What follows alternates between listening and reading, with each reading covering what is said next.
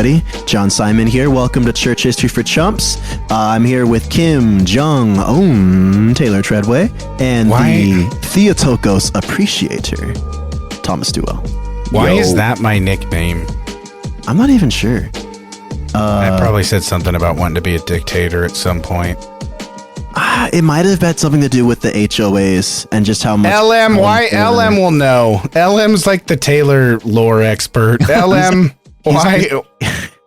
Why is that my he's nickname? Like the historian of our show. He just knows really all is. the details. Yeah, I know. Yeah, can I just say we always love, like, it's become like a fun little ritual for me that every Tuesday morning, whenever we get comments from people on Spotify, I just screenshot them and then send them to Taylor and Thomas, and then we all just like take turns heart reacting stuff and smiling and just. Dude, we love it. We love every one of you guys. We're so grateful for every listener. And Jackson and the I'm gonna forget.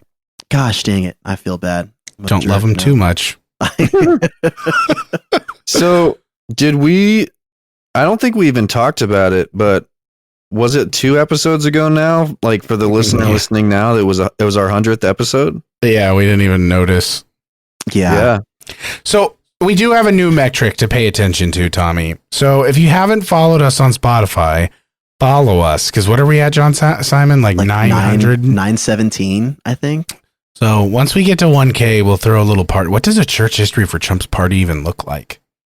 What if we do what if we just send a bunch of our listeners like a Zoom invite and we just have a little chit chat with everybody, a little Saturday afternoon? Oh my gosh, I love it. That'd be super cool. Yes. All right. Boom. There you go. And they'll realize immediately that we're really not that smart.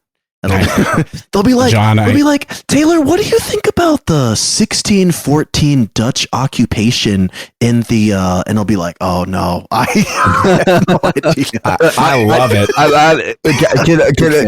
Connection issues. Sorry. Gotta go. Yeah. John, I hate to break it to you. They already know we're not that smart. Oh, that's the worst. It's all right. Oh, that's okay. Yeah. It's okay. Oh man. Well, hey, happy Thanksgiving to you guys. That's it's right. not Thanksgiving yet. I guess we're gonna drop this 2 days before Thanksgiving. But give me your all-time. Actually, no. Give me your all-time overrated side dish for Thanksgiving. Tommy, what could you go without? Deviled eggs, dude. Ah, man, that hurts. That hurts. Yeah. But it is technically the least biblical. I don't know who named it that, but I mean, don't bring those to church, bro. Come on. I gotta say, the cranberry sauce. Oh man. Okay, I like cranberry sauce. So cranberry sauce is like the weirdest thing because it's like it actually goes pretty good with stuff on your plate at Thanksgiving, but there's not a single. I was thinking about that today. I was at a Thanksgiving meal, and I'm just like there's not a single other time that I'm just eating like savory foods and I'm like, you know what? I want to just like mix up with this some cranberry sauce. Imagine it's jelly basically. Imagine Tommy, you're on the grill for the family. You know, Steffi's making up the broccoli and the mashed potatoes, and you're like, yeah, we're gonna have a good little family dinner tonight. Drumsticks. You know what I should slather on these drumsticks? Yeah, you know what jelly, grape jelly. Imagine if you're like at a steakhouse and it's like, how would you like your steak done, sir? Medium rare. Would you like the roasted garlic potatoes? That sounds great. How about some raspberry preserves? Yeah. Like, we've got some. I recommend the orange marmalade. It's like, no, I'm okay. Thank you. Thanks. What country am I in? Yeah. Yeah, that's the cranberry sauce. What's yours, John? It's real strange. You know, I'm going to say this one strictly because it is such a hit or miss side for me. In my experience, potato salad. It can be banging, and it can be just bad. It can be food poisoning. You can get a is potato salad a standard Thanksgiving food? Isn't it? Is it not?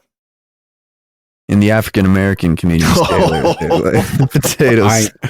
I get. Is it? Is that Black I feel Thanksgiving? like it is a little bit more of a That's black family crazy. dish. I really. Listen, we need all 4 of our Black listeners to help us out here. Black and tell listeners, us. please. Marcus, Gerard, I need you guys to help me out, or else half my family won't talk to me in a couple days. Well, it could be a Black thing, or it could be just a like Simon clan thing. It might just be a mixed breed thing. They're just like, we don't know what to do. We've got ham sandwiches. I don't know, dude. I feel like that's like intercultural Thanksgivings. I've seen some of these before, like the Korean families that got the mix of second gen and yeah. And so you like got one turkey half and bulgogi. Yeah, like one half shows up with yeah. I mean, I married into a Mexican family, and they just straight up do normal American. They do American. They crush it though. I mean, oh, I'm sure they're like, why would we have tacos? We have that every other night. Yeah, we have that every yeah. No, I definitely have seen that, and Mexican households are for sure just like normal Thanksgiving, and we're gonna do it the best. Yeah. They freaking kill it too. They know what they're doing. Yeah, it's always good. Yeah, but I'm excited. I'll be in Tucson for Thanksgiving. I don't know if I don't think I'll have any time to see you guys. Don't even say that. I'm already mad that you mentioned it. I wish you would have just said, "Hey, I was in Tucson last week." But I didn't tell you because I couldn't see you. Because like I know we're not going to see each other. I know, dude. It's like a quick window, man. It's always a quick window, Taylor. Yeah, it is always. Oh, sure. I'm sorry. Well, bro, come out to SoCal. We'll go to Disneyland. I'll show you a mountain. You are literally coming to the same city as me in a week and a half. I tell you what. I'll invite you guys both on air on Saturday morning before Brandy and I drive out. We can go to Snooze Cafe. And I tell you what, I'll buy. Hey, I'll buy. Done, bro. Done. Are you kidding me? Hey, listeners, look at that. Reunite. Okay, dude. All right. You freaking flake, and I'm going to roast you. I'm not going to flake. Brandy's like one desire when she visits Tucson is Snooze Cafe. I can't flake. Okay. All right. Well, I expect a calendar invite, brother. Because what the heck? Who does that? All right, Black listeners. Okay. Is it black to send calendar invite? That's like the new like, fellas. Is it gay to eat the frosting on top of a cupcake? Is it black to send calendar invites? Yeah, for a breakfast for flaky friends. Gosh. All right, boys. Well, you ready to get some? You ready to get some pilgrim progress here? Oh, we actually should do an episode on the Pilgrim's Progress. Probably that's not what this is. I was using wordplay, Taylor. Well, you're like, oh boy. I love that book. John Bunyan? No. Do your own episode. Also, listener, if you're like, that's interesting. I feel like John's done a lot of episodes lately. I've noticed the same, listener. Dude. Listen, I'm going to Boston and then I'm coming back and I'm done traveling. It's all right. Hey, we're all just having a good time. Honestly, today I felt like a historian, bro. I was cracking open the books. I love it. I was feeling it. Is there anybody I need to say hi to at ETS, by the way? I hope Lightheart's there. Oh, we had to ask you about what this. We don't know what this is, bro. Yeah. Oh. You don't know your Baptist lingo. It's not Baptist at all. It's Evangelical Theological Society. Oh, yeah, so it's kind of like closet Baptists. Nope. Not even close. Literally everybody in academia, in like conservative theological academia, is going to be there. Well, I already told you in private, but I'll tell you on air. If you do see Lightheart, get him on the pod. There we go. I'll beg him. Yep. Do it. Like, sorry, my friend Thomas keeps emailing you, asking you to talk about Constantine. You think if I bring up the fact that I found his first published works was the Catechism of the New Age, his little inspection on D&D, if I bring that up, that'll get me in? That'd be Tell him that we really talked it up, because we were kind of fanboying on it. We were like, we actually were. We were really. He knows what he's talking about. We were really excited to find that. Yeah. Mm-hmm. Yeah. All right. Sorry, I interrupted. Give us the cold open, Frosty. Also, guys, you probably haven't heard any haikus in a while. It's because we haven't gotten any new supporters for Buy Us a Coffee. And here's the thing. We never take our supporters for granted. That's actually why we don't stop talking about them. So if you would like to be always talked about, you should be a supporter. So we can what's the Bernie Sanders meme? I'm once again asking for your help. It's just that's literally it. That's literally it. I'm once again begging. That and the Jeb Bush. Please clap. Please clap. Please clap. Please buy me a coffee. Yeah. Hey. Yeah. Buy us a coffee. All right. But anyways, okay. Let's get to Pilgrim, guys. We got to get you guys in the Thanksgiving spirit. Here we go.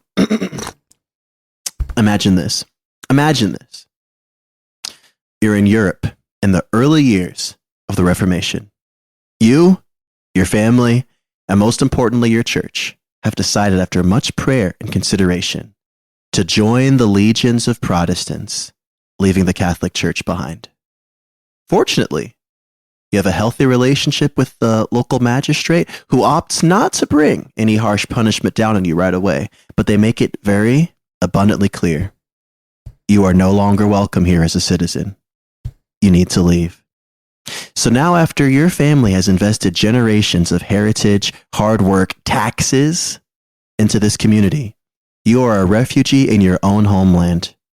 To abandon the rule of the Roman Catholic Church meant in some areas to lose your civil rights and your property, forced into a state of exile.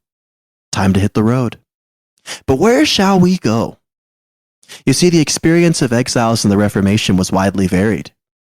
There were Italian-speaking Protestants in German-speaking Protestant Zurich that were met with suspicion and eventually banished after they failed to assimilate to the new culture. On the other hand, there were Dutch Protestant exiles that found a safe haven with the French Calvinists. English exiles had a really hard time, not just because the violent persecution that Protestants faced under Queen Mary, but also because of the cultural conflict that resulted when the exiles that originally left came back home and felt like they were superior to the OG Protestants. Things were messy. Things were hard for Protestants in exile. But maybe there was another way. Or another place.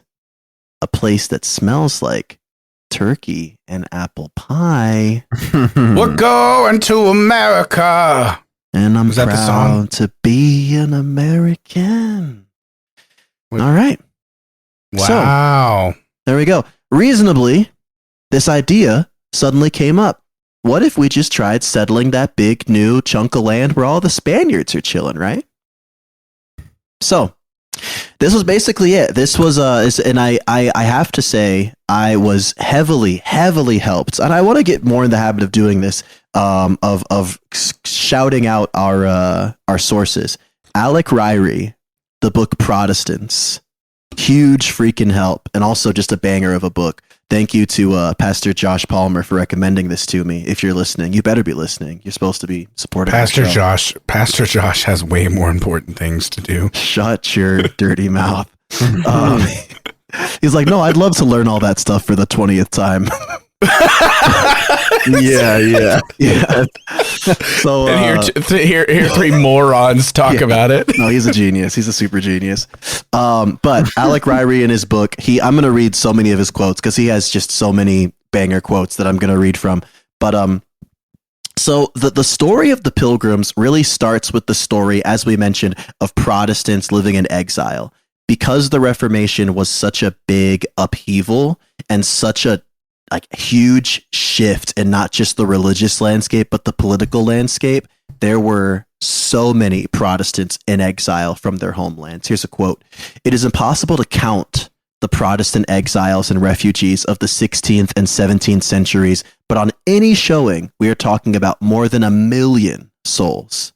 The biggest single exodus came at the end of the period where the revocation of the Edict of Nantes in 1685 scattered about 400,000 French Protestants across Europe and beyond. Hundreds of thousands were also displaced during the 30 Years' War. Earlier, between 1550 and 1600, England hosted perhaps 50,000 Protestant refugees, mostly French and Dutch. The numbers who crossed the oceans were again smaller but noticeable which of course leads us to the Pilgrims, who will settle in New England in this time. Which country did the Pilgrims come from? What's that? England. They were English. Weren't they separatists from the Church of England though? Oh, yes, they were, my friend. Yes. So they were, and we'll get into this, but they were an interesting batch. And so, if you guys on Church History for Chumps, you guys should go back and listen to our episode 63 that we did with our good friend, because that was one of our favorite episodes that we've done, of course, with our good friend Ben Lansing from Our Church Speaks. But we talk about King Charles I and the English Civil War, and basically how it was a civil war of Protestants versus Protestants, which always kind of sucks. But we'll get into that. So before the Thanksgiving story of Pilgrims and Indians that we know so well, there were proto-Pilgrims in the New World. That's a term that I coined. So TM on that. The first Protestants to ever settle in the Americas were actually not in the United States, or what we would call the United States. The first Protestants to settle in the Americas. Can you guys guess where it was? New England. No, I literally said it was not the United States. Florida. In the Americas. Yes. First in the Americas. Caribbeans. I would have guessed more like Mexico or in Mexico. Okay. I say Caribbeans. Tommy was closer. It was Brazil. It was in Brazil. What? So it was in Guanabara Bay, where Nicholas Durand. So he's gonna start a settlement under King's orders. He's a French dude. He's gonna send a bunch of folks out to try to compete basically with the Spanish and Portuguese colonies that were already in future Latin America.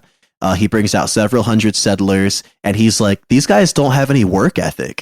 So he goes back to France and he gets a bunch of Calvinists, because he's like, these guys are gonna get stuff going. And then the Calvinists show up and they just start causing problems because they just start arguing with all of the French Catholics about whether the Eucharist should be celebrated the Catholic way or the Calvinist way. Wow. And so they get shipped back. No way. All right, you guys are too problematic. Like, you guys suck, dude. I thought the original Reformed pub. Dude, how bad do they have to be to get over there, be doing good work, and be like, not worth it. We'll keep it with the Catholics. No, that's the thing. It said they were more obsessed with theological purity than of building the settlement. So they just showed up and they were like, this is how you're practicing the Eucharist. And that's all they did. Which I think is so funny. Oh, it's so good. And then like 3 years later, the whole colony got conquered by the Portuguese. So, nothing lost. God's sovereign hand protecting his own from the Portuguese. 2 other attempts at colonizing occurred by French Protestants. One landed in South Carolina. The other one was off the coast of Florida. The former was too small to survive and abandoned back to Europe, and the latter was destroyed by the Spanish, who suck, because the Spanish Catholics just always bout that life, bro. Always bout that life. But enough with all these French losers. Let's get to the real real hero of the story, the English, sort of. Okay, so. What year is it? To earlier. Hold on. I got years coming up. We're in the mid to late 1500s. Okay. So, well, I'm just wondering where this sits with Toleration Act. Like, oh, that's interesting. I'll let you. So, but it's still 100. It sounds like it's 100 years off. So there's culture is still very much probably anti-Protestant. Okay. All right. So as I mentioned earlier, episode 63 of Church History for Chumps, not all was great for the English Protestants, because what had happened was essentially Queen Mary, also known as Bloody Mary, is going to reinstate Catholic rule in England and bring about a massive wave of persecution against the Protestants. So what happens? A ton of Protestants are going to freaking jump ship and they're going to go to Europe. and they're going to chill there, and they're going to wait until the coast is clear. And then eventually the coast will be clear. You said go to Europe. Is that what? Yeah. Okay. Am I breaking up, guys? No, I wasn't following your story. So when you said these are Protestants living in England, when you said they go to Europe, meaning they're going to other nations. Oh, I'm sorry, like continental Europe. Yeah, like they're going to France and the Netherlands and stuff like that. Okay, cool. Yeah.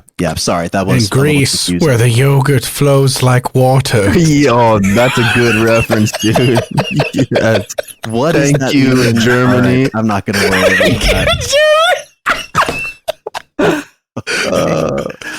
All right, so you've got a bunch of English transplants essentially in continental Europe who are kind of holding tight until England stops deciding to kill all the Protestants. Eventually, England is going to flip back and it's going to become more favorable towards Protestantism. But the problem is that the English Protestants who were hanging out in continental Europe are going to come back.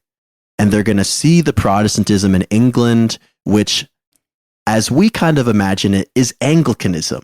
It's Protestant, and it's certainly not like, popery, but they also like images and high church liturgy and wearing shiny clothes. And yeah, they're far from like the Reformed, like I preach in all black, no one better smile, and this is don't you dare look at a picture. Absolutely. This is not the Reformation that they were comfortable with. And it got to the point, which again, we covered in that last episode, where there was literal violence between Protestants because they thought that the king who represented the English Protestant tradition was basically just like a crypto Catholic.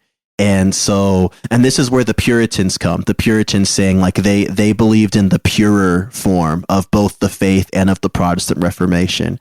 And so, yeah, you've got these Puritans who had been hanging out in, the Netherlands and France with all these Calvinists. And then they came back and they were like, what are these freaking weirdos doing? This isn't Protestantism. These guys just look like weirdo Catholics. And so the Puritans are essentially going to be the ones who stay in England, and they're going to say, look, this kind of sucks, but I believe that we can fix this. I believe that if we stick around, we can push, hopefully, all of this Anglican weirdo stuff out of the way, and we can get to a real Protestant representation that is good. And then there were the separatists, and the separatists were like, not interested. England is bunk. There is no winning this. The only chance we have is once again to go back to continental Europe and just hide out and not play around with this anymore, because this is busted. So here's another quote from Ryrie. He says, England's more scrupulous Calvinists found that their consciences gagged at the thought of submitting to the half-reformed English church. Most of them, however, were also deeply committed to the ideal of a single national church with no appetite for forming dissident sects. The only way to avoid being contaminated by the English church's corruptions while not violating its unity was to leave England altogether. So from the 1580s on, restless English Protestants began to trickle abroad, chiefly to the newly liberated Netherlands. Although tens of thousands of them eventually settled there, they were, like all expatriates, conscious of belonging in neither one place nor the other. In the second decade of the 17th century, when members of the English community at Leiden set their sights on America, they did so in order to assert that they were English. Their leader, Edward Winslow, lamented how grievous it was to live from under the protection of the state of England, how like we were to lose our language and our name of English. In America, the separatists might live under English sovereignty, but without having to conform to the English church. Like, stay English, but be different.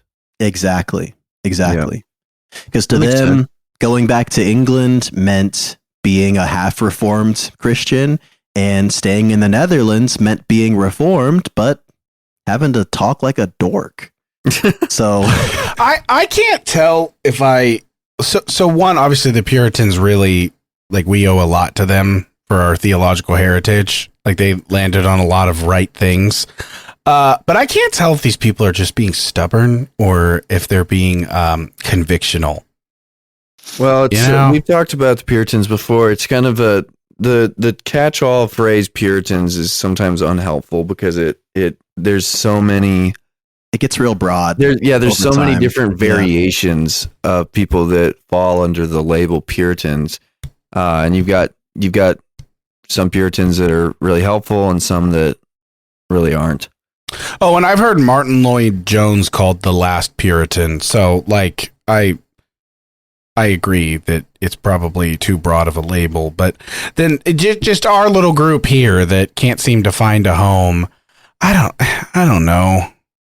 Maybe we're all too ecumenical here, but like, I'd be like, all right, I guess I worship at Anglican Church now. I don't know. Here's the thing. I think I'm less sympathetic simply because of the fact that like they were so opposed to Anglicanism, they literally overthrew Parliament and like cut their king's head off. And canceled Christmas. And cancel. I mean, come on, bro. Those are three of the things in which the Lord does not delight. Yeah, it makes me wonder how many worldly motives were, being served here, disguised as conviction.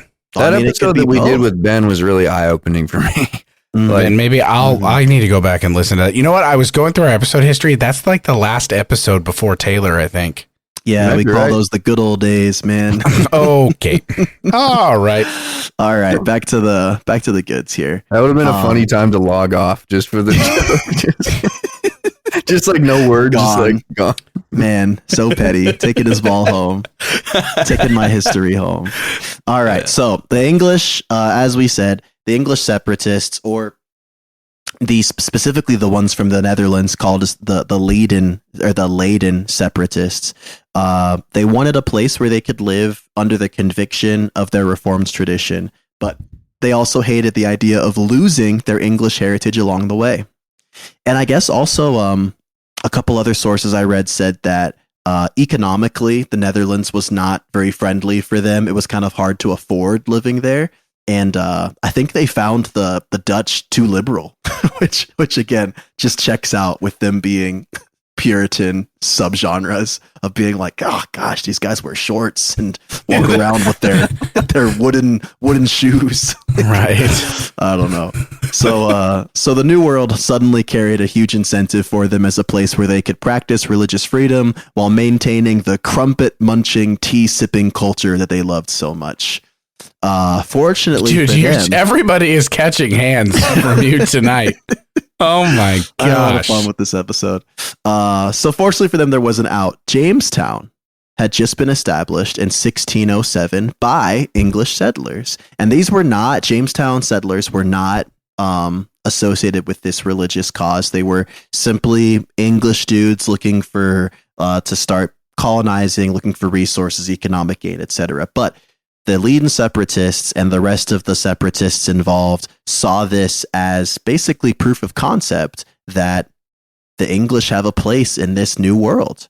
And so in 1620, the Leyden separatists are going to sail to England from Holland in the boat called the Speedwell, and then depart for the new world in the Mayflower. Yeah. Such begins the expedition to end all expeditions, the journey of the Mayflower, full of English separatists looking to set aside a new world for themselves, to worship freely and to grow their community. The voyage to England was incredibly difficult. It took 66 days, most of which they were going against the wind, so just very challenging going against the wind in the Atlantic Ocean. There was a baby that was born on board that was named Oceanus, which I think is pretty sick. Cool. Yeah, it's actually a pretty solid name. Only one of the 102 would die along the journey, which is pretty impressive. Really good. That guy, did they say what he died from? I think he got sick. Dysentery. He got sick and didn't get back. Yeah, it honestly might have been. I think it was some kind of fever, but yeah, it was pretty bad. Significant figures on the boat included William Bradford, who would be the first ever governor of the colony, and a fellow named William Brewster, who would kind of be like the senior church elder figure of this. So, of course, very, very difficult. There's so many myths and stories and mythologies around this trip because, of course, this is seen as the big, like the primordial American voyage. And Mr. Bradford, William Bradford, is going to write upon seeing the land that they were like finally getting close. He wrote, "Being thus arrived in a good harbor and brought safe to land, they fell upon their knees and blessed the God of heaven, who had brought them over the vast and furious ocean and delivered them from all the perils and miseries thereof." So, how many people did you say were on the boat? There were 102. Wow. Mm-hmm. You know what's crazy is I have had numerous times in my life where I've talked to people who are directly descended from somebody who's on the Mayflower. Yeah.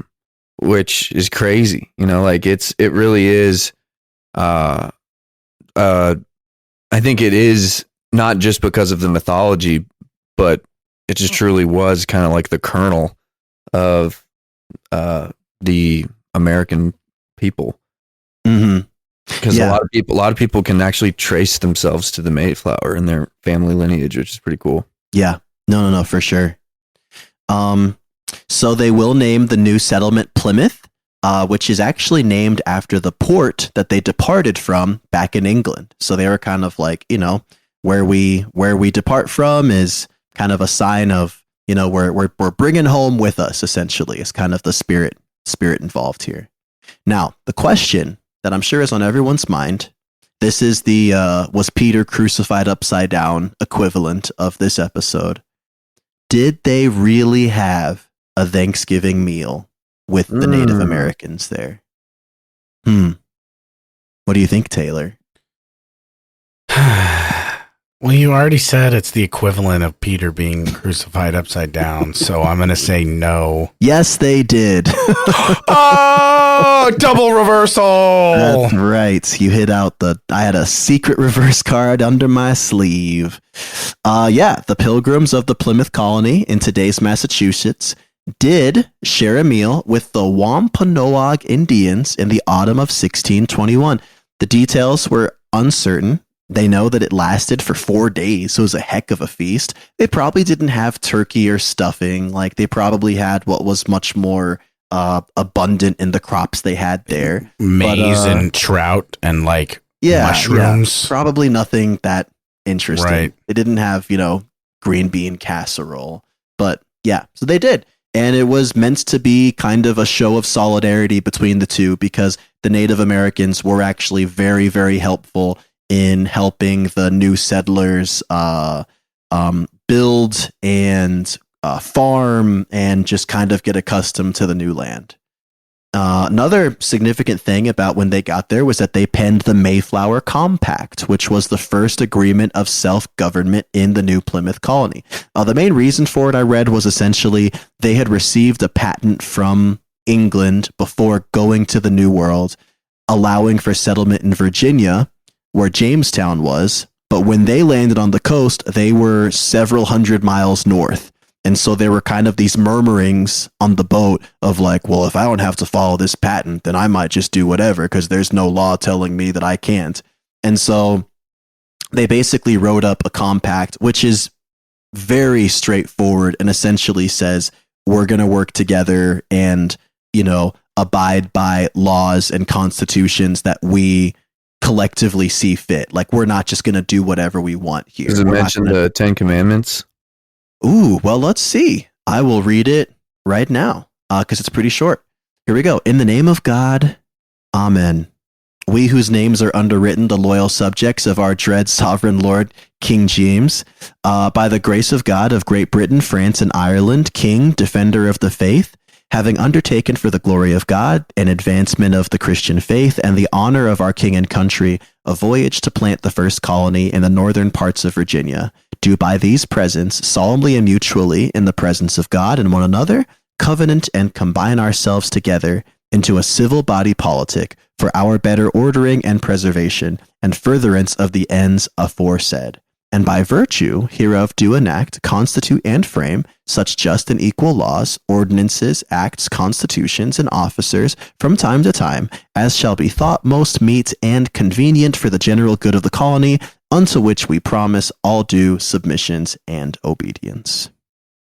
So, yeah, lots of Christian language for sure. I mean, was that just like that sounded like a preface to something like to more that was coming? I think there's like 2 lines after that, and then it's just signatures. But also, really? I don't think the original document is survived. But I really think it's pretty brief. I think it's just about that.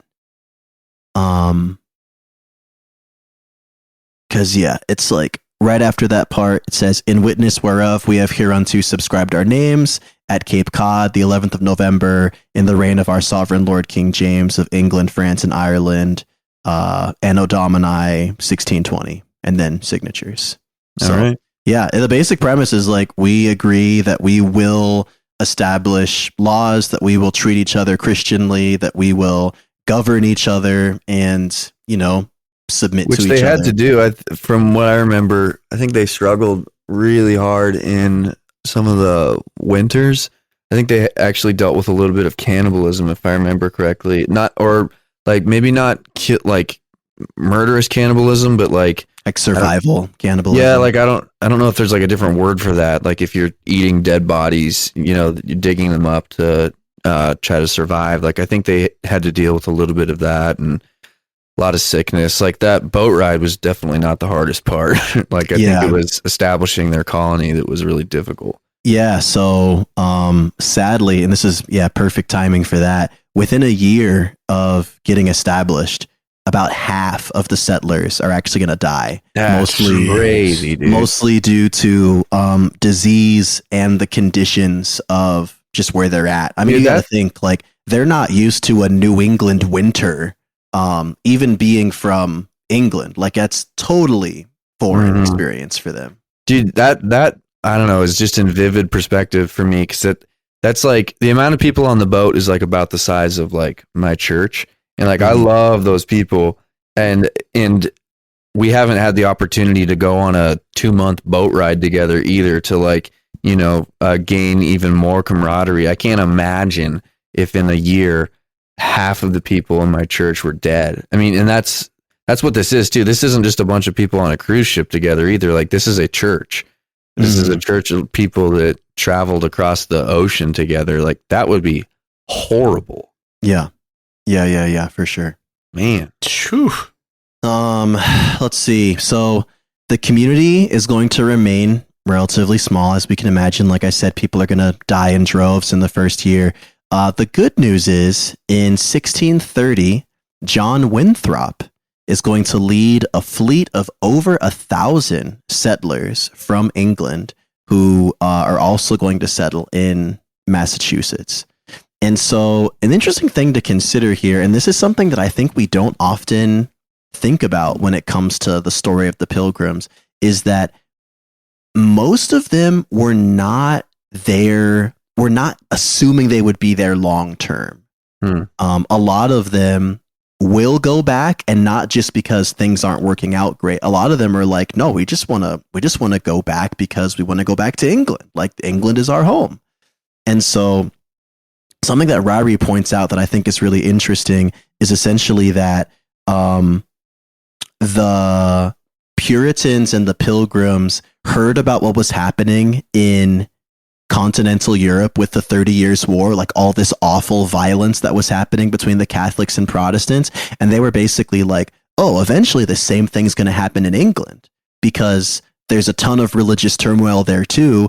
And obviously the 30-Year War is God's judgment on heretics. And eventually God's judgment will come upon those awful Anglicans. So it's great that we're here, but we don't need to go, but eventually we want to go back. Like once things get really good for us, then eventually we'll go back. And so I'll read from Ryrie again. He says, in other words, their project was an inherently temporary one. Like all exiles, they hoped to return, and return they did. It is not part of America's founding myth, but we now know the sheer scale of the eastward journeying in the decades after 1640. England's religious politics suddenly changed that year, and the religious winds blowing across the Atlantic shifted too. Literal winds helped. The eastward journey was far easier, often lasting less than 4 weeks. Between 1640 and 1690, more subjects returned from New England than embarked for it. More than a third of the Protestant ministers who had traveled west in the 1630s returned in the 1640s. Almost half of the men who graduated from Harvard College in the 1640s and 50s subsequently returned to England. After 1640, the price of land in the colony crashed. Those who remained lambasted the returnees as deserters, but from Old England's perspective, it was the stayers who seemed perverse. So, yeah. To me, that seems like if it required uprooting my whole family and going on a 2-month boat ride, if I do that once, that's my last time, dude. We're gonna stick around. It's like the Oregon Trail, man. Like, I'm not getting back on the wagon. Are you kidding me? No. Yeah, I get that. It's so interesting to think that, because I'm with Tommy 100%. Like, I think we just sort of have been raised and taught through elementary school that, like, when you made the journey, you were there. It's so crazy to think, well, why don't we just go live in the new world and wait for all this to settle down? And then we'll go back. Yeah. We'll sacrifice everything to live over there for a little while. And then everything we build, we'll just abandon. Yeah. That's wild. Another thing I found really interesting, and we'll get into this just a little bit. So a question that most of us have when we think about what it was like for the settlers is immediately what their interaction was with the natives who were there. And of course, we did get into the beginning of how there was some like really positive, like friendly interactions and agreements. But one thing that I read about was that when the Pilgrims settled in Massachusetts, the settlers found a, quote, a miraculous plague whereby a great part of the country is left void of inhabitants. So essentially the presence of the Spanish and the French throughout different areas, vast areas of the New World, had basically brought about disease that had spread so significantly that even the land that they had just arrived at was partially vacant because of how many people had died because of their predecessors who had gone there. Wow. And so, like, yeah, one of the things that probably made kind of keeping peace treaties a little early in the beginning was that the Native Americans had basically like been fighting off a pestilence. Like there'd been like a plague ravaging them for a while, right? Yeah. Yeah. I want to say for decades, probably. That's nuts. Which is awful. I had heard about that. I had heard that like millions is the estimate died. Yeah. It's real Native bad. Americans. Yeah. One thing that I thought was really interesting was Protestants prided themselves. This is one thing that comes up a lot in these stories is Protestants pride themselves in doing X because they know Catholics do Y. So one thing is they're like, well, we know the Spanish Catholics are like beating the heck out of these poor Native Americans. They're like killing and taking all of their stuff. They're like, we're not going to do any of that. They're like the Protestants, when they got to the New World, they were like, there is more than enough lands to share. We would love to be able to peacefully coexist. And like, there's writings from the early Pilgrims that are like acknowledging that the Native Americans were the rightful owners of the land, which again makes sense that they were like, of course, we're not going to stay here forever. We eventually want to go back because this is their land. So we don't need to take from them forcefully. Because they're again, like, we like this because these guys don't know about the Catholic Church and they're not going to tell us. They're not going to tell on us. Like, I'm not even joking. Like one of the things that I read was, so mission work is a very interesting topic because mission work starts really slowly. It does not, like, they do not get there and immediately think about missions, which again makes sense. They show up and half their population dies of scurvy and stuff like that. Right. So they've got some survival instincts to take care of first. It's interesting the different theological perspectives that come across the water at different times. I was trying to look up whether or not these guys, like what their kind of eschatological vision was, because I've read, I wish I could remember who it was.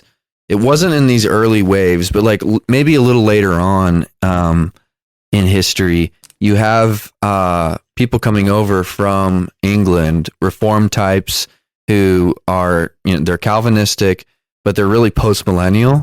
And it's a very, very different post-millennialism than what we would call post-millennialism today.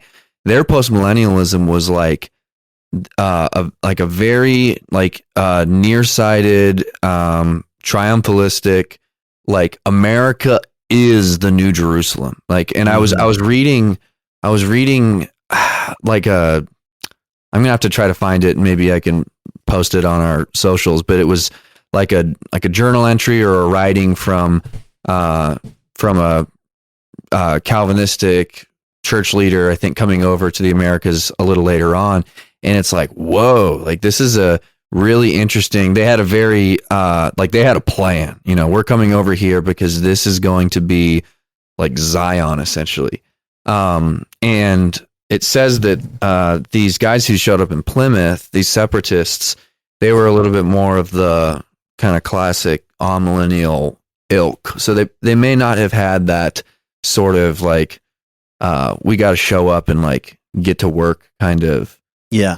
And it makes sense too, even if they had. The fact is that they were just trying to preserve their niche essentially. Yeah. Yeah. And they felt like they couldn't do it in England. Yeah, there's another great quote. Like I said, I'm quoting from this dude left and right. But there's a lot that goes into like what informs it. So what we were talking about earlier, there were Protestants who were inspired to evangelize strictly to keep them from becoming Catholic if the Catholics should settle later. So that was definitely a motivation. In terms of like the mission hermeneutics, one thing that Ryrie talks about is that Lutherans, and this I think is a hermeneutic that I don't think lasted much longer. I think it kind of died out, but they basically believed that you are not supposed to preach the gospel outside of your nation and tribe. And their understanding of doing that is the call to preach. The Great Commission was not a call to every believer. It was a call to the apostles. And that's why historically the apostles did preach to every tribe and nation. So if a tribe has accepted Christ, then they already believe. And if they rejected Christ, then they are currently receiving the judgment of what unbelief has done. But it's not our job to bring the gospel to them again. Like an extreme nationalist church kind of position. Yeah. And like, that's interesting. That theological line of thinking will move down and affect Baptists as well. Yeah. Like I think I mentioned it on my Isaac McCoy episode, but there's anti-mission Baptists. They kind of have that same thought of you can, and in England, even where they're from, it will evolve to just straight up anti-missions. You don't evangelize the lost. It would turn into you can warn them. So I wonder if those early Lutheran settlers thought that you could warn, but you cannot invite. Yeah, I mean, like, well, I won't make that comparison because that may be a bad faith comparison. I was gonna speak about something. Never mind. But hey, yeah. You're growing. Hey, we love to see it. We're trying, bro. I'm trying. Yeah, but no, the one of the things, and this is a very common thing that we talked about a little bit with the Isaac McCoy thing, which is one of the mentalities that went into mission work was when you interact with an uncivilized people group, the better strategy is to civilize them first and then Christianize them after the fact, which you understand where the logic comes from, but in practicality, it doesn't always work great. And here's Alec speaking about that. He's speaking about them interacting with like the Native Americans, and he says it was a familiar scenario for them because on Europe's fringes, Protestant states were bumping up against peoples whom they saw as barbarians. The Sami of northern Scandinavia, the Highland Scots, the Irish, Protestant states generally saw civilizing these people as both a Christian duty and a political necessity. This meant persuading or coercing them to live in settled communities, teaching them civilized languages like English or Swedish, and settling civilized people among them to teach them by example. It did not work very well. Such peoples could, with effort, be subdued, but not persuaded to love their subduers. Still, that experience did mean that New World settlers thought they knew how to deal with barbarous and unsettled peoples, civilized first, Christianized later. I mean, like, even if you guys listened to our last episode about John Chow, like, I think that we could all agree as Christians that providing like civilization to an uncivil culture is not inherently a bad thing, but I do think that the way in which you do that is really pretty significant. And I mean, you can definitely see how the fruit didn't always follow every time a Christian culture showed up and said, okay, well, we're going to stop speaking that uncivil language and speak English, and we're going to stop wearing these uncivil clothes and, you know, adopting these uncivil cultures. Like, at a certain point, it does kind of turn into erasure. There's a way to do it. I think it's okay to be excited about Western civilization and see the good that can come with it. But I think where certain missions movements have gone wrong, or national movements have gone wrong, have been where we forget what is the source of any goodness that we find in Western civilization. Well, it's the gospel. Mm-hmm. And it's a cart before the horse situation. Like, I'm thinking about, I've got a friend who grew up in the church that I grew up at, and she's been a missionary in like jungles of New Zealand for a long time, like, but maybe close to 20 years now. And she would come back and tell stories about stuff like the one that always struck me is that this tribe that she's ministered to for a long time, they had a practice of, if a woman had a miscarriage, part of it was like super taboo, and part of her like punishment or like way to ward off the spirits or something is she had to wear like this dead baby on her back for basically until it like rotted away, which of course caused like horrible health problems, and it usually ended up killing the mother as well. And so they're coming into this, tribe with, obviously they're bringing like, of course, like Western innovations with them. They're bringing, they've got better access to have more knowledge of, medical practices and stuff. But it's them like teaching these women about, like the dignity of the body and the gospel that actually kind of reverses that practice, which of course like civilizes them. Like you're more civilized if you're not wearing dead babies on your back to ward off spirits. Right. But the root of that was like, hey, like you don't need to wear a dead baby on your back to ward off the spirits. Like you can bury your baby in the ground and you can trust Jesus to protect you from evil spirits. Like it's like a totally different way to approach it. Right. Right. Yeah, I almost want to like throw out the accusation that I think anybody prioritizing civilizing first before the Christianizing, I just don't think they get it. Like religion is just like a opium of the people to them type thing. Mm-hmm. It's not. It's just a tool. Yeah, it's just a tool. It feels like works-based salvation, right? It's like you'll get the gospel once you get your life together. Like that is works-based salvation. Ooh, that's good. I don't even know if they cared that much, to be honest with you. They probably just thought if we can get these people to act like us, speak like us, talk like us, they'll just be allies with us, and then their culture will be our culture. And I don't want to speak too much on like I haven't fully fleshed out this thought, so I'll give it more thought later. But I love these. I'm in danger. I think that part of what leads to that is the hyper intellectualized Reformed faith, and I'm criticizing my own tradition here. But if your conception of the faith is there is like multiple articles that you need to get correct in your brain before it's possible for you to be saved, then yeah, like you do need to go into a tribal setting where these people, they don't even have an alphabet, and it's like, well, of course they can't be saved because they don't have an alphabet. Like, how are they going to understand our systematic theology and our system of doctrine if they don't even know how to do math? Well, so we're going to have to educate them so that they can get saved, and that's not how the gospel works. Like, right. Maturity works that way, to be able to teach the whole counsel of Scripture. Like, yes, you do need an education. Like, you do need to be able to, and by education I mean like you need to be able to communicate, in written language. You need to be able to deal with abstract concepts and things like that.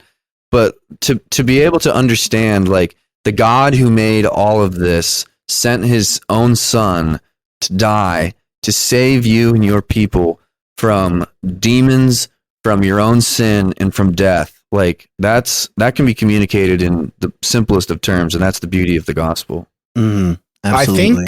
I think no, you're onto something there with that thought. I think if I could add to it, if your soteriology or your theology of salvation, if your soteriology involves tradition, you're probably wrong.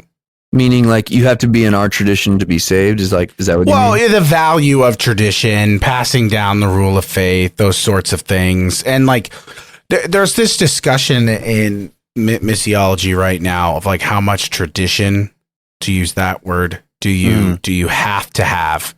Because like, we received our Bible through tradition, right? Mm-hmm. Like we've received our understanding, like our hermeneutics, through tradition. So you have to have some tradition involved, but I don't think the tribes lady that is doing that horrible practice really needs to be walked through Heidelberg's catechism before you can tell her, hey, Jesus is going to protect you from those evil spirits. You just have to ask him and trust in him. One of the best lines I ever heard from a missionary, from a native person talking to a missionary, but it was the missionary who was talking to me saying this, is the missionary asked this native person, what is the biggest problem with the missionaries that come to your nation? And he said, the missionaries are really good at answering, at giving us answers that no one is asking the question to. Like, they're providing us with information that no one is asking. And I think that's hitting the nail on the head. It's like, because here's the thing, like, and I don't want to get too loosey goosey, but it's like, if I have the privilege of bringing about faith in a new cultural context, then God willing, in 100 years, they'll have their own tradition. And that's not to say that it should be divorced from the vast 2,000-year tradition that we currently have inherited. But I mean, they don't necessarily need to, like you said, they don't need to be polo wearing Southern Baptists to experience the goodness of God. In fact, they should be able to integrate it into their own culture in ways that not to in any way dilute the gospel, but to enrich the culture in the way the gospel is intended to. I would highly recommend everybody listening, and you too, also, read Richard Niebuhr's Christ in Culture, because it highlights 5 different views that people have of how Christ should interact with culture. And John, what you just articulated is the current IMB stance, the strategy that they have. Yeah, because you're Southern Baptist. No, dang it. That's right. You know what I find super interesting though is have you guys seen on Southeast Asia, like, dude, I get these TikToks that pop up and it's all these different people. They're singing like old gospel hymns. And it is like now integrated into their tradition. And I can speak from personal experience that we have a ton of people from our church that are from Southeast Asia. And when I play old country gospel hymns, they're like, oh, yeah. Like, this is what I like. Yeah. So at some point, a missionary went over there with a hymnal and was like, you guys want to sing these songs? And they were like, yep. And they loved it. Mm-hmm. So I don't know. I mean, the thing is I'm guessing the missionary didn't go over there and say, you have to sing these songs. Right. Like, and this is the only way. Happens like that, right? I mean, like, yeah, I totally. Yeah, dude, I have iconography on my desk, and I think Brandy sent you a picture of my desk, didn't she? She did. Yeah, that's a true church history guy's desk, isn't it? Yeah, I did. I scoffed at it. I'll be honest. But only out of jealousy, of course. Now, people see it and think I'm becoming Orthodox or something. But point is, I'm taking from other traditions and other cultures and going, I like this. I will say that there were some really encouraging efforts of missionary work that happened. And again, it's worth saying, we did another episode. I can't think of the number right now, Taylor, if you want to look it up, on our boy David Brainerd. And Brainerd was part of the first Great Awakening. And this was kind of this first big explosion of missionary work that happened in the Americas. So before then, it's going to be a slow trickle. And then it's going to increase. But there were some really 32 cool endeavors. 32. Thank you, Thomas. One is where in 1643, a man named Hiakums, who is part of the Wampanoag tribe, is going to approach this English settler named Thomas Mayhew, and he's just going to ask him for religious instruction. Such a strange way to start a conversation. But Thomas Mayhew is going to basically sit down with him and teach him the gospel and the Christian faith. And Hiakums is going to convert to Christianity. And the two of them are going to spontaneously put together a mission in their little community. And it's going to be predominantly of the Wampanoag tribe. It's going to prosper under local native leadership, and it's going to be highly successful. And virtually the entire population of those islands and of those tribes are going to be converted to Christianity. Wow. And one thing I found that was super cool was that the first Bible to be published in all of North America was by the English missionary John Eliot, who was going to do the very freaking impressive feat of learning the Algonquin language. And he's going to write a Bible in the Native American indigenous language of the Algonquin people. And that's the first written Bible. Oh, shoot. That's a great question. What was his name? David Eliot? John Eliot. Man, I wrote it down. I got you, bro. Dang, this would have been like mid to late 1600s. I'm telling you. Yep. Dang. Yeah, 1663. That's pretty cool. Yeah. Yeah. See, that's like real Christian stuff. Mm-hmm. Not what those papists were doing. Yeah, dude. This is how much time do we have on this episode? How long have we been going? We're done. We got to wrap it up. Okay. I'm gonna find a way to bring this rabbit hole in, because there was something great that I wanted to read. But John Eliot is going to establish these they're called prayer towns, I think, praying towns. And he's kind of going to want to do what Isaac McCoy tries to do. He's going to make these little settlements that converted Native Americans can live in, and kind of have their own little separate communities where they can learn how to be Christian and all that stuff. But the interesting thing is that they fall apart not because of any inherent flaw to what they were doing, but because King Philip's War happens, where a bunch of settlers and natives are going to get into it, and it's just going to become abundantly clear to the Native Americans in New England that these people are not as peaceful as they kind of suggested that they were. And I think that's actually going to be one of the biggest obstacles to mission work in the first couple generations, is just that they don't really know where they stand. up until now or forever. Yeah. I don't know. Dude, oh my gosh. And what's so crazy, Isaac McCoy is like 200, 150 years after this, and it was still going on. Yeah. And, well, because you can only ever do mission work within the context that you exist. And for the Native Americans, their context was that they felt like they were constantly being driven, and they were being exploited, and they were being taken advantage of, and they associated that with Christianity, unfortunately. So, yeah, that's a tricky place to be. And this is why some people do make the argument that cultural Christianity, it's the anti-Constantine crowd. Mm-hmm. They don't like it, and I get it, but we don't have time to get into that whole thing. That is such a massively nuanced discussion. But it's very sad. It's very sad. But it sounds like a lot of genuine Christians came over on the Mayflower to like help you wrap this up, because we totally hijacked your little. No, you're good. Episode. You're good. This was there were some definite Christians here. I think that over time, probably as England became more staunchly Anglican and the Puritans realized that they were never really going to get a foothold, I think that's when the American settlers realized, oh, we're probably here forever.